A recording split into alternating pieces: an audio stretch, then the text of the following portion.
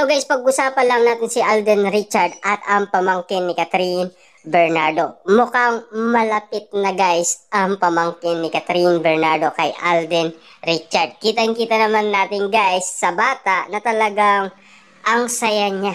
Diba? Tignan dahil nga naman nakayakap pa umano kay Alden Richard. Kitang-kita naman natin guys ang kasiyaan ni Alden Richard at ang pamangkin ni Catherine Bernardo. Siyempre guys, alam naman natin na talagang binibigyan niya ng regalo ang nasabing pamangkin ni Catherine Bernardo. Ganyan kasi guys, manligaw umano si Alden Richard.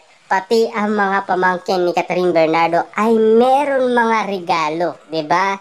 Hindi nawawala 'yan. 'Di ba? Kasi guys, nasasabi 'yan ni Christy Permin at ayon sa kanila, meron pa umano siyang mga bit-bit na regalo para sa mga pamangkin ni Catherine Bernardo. At napakasaya daw ni Catherine Bernardo kapag bumibisita si Alden Richard sa kanilang tahanan sa Antipolo, di ba?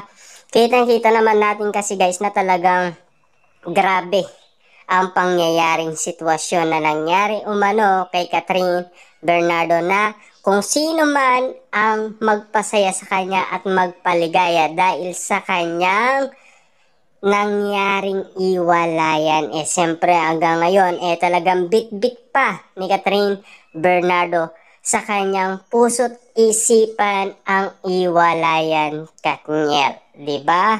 11 years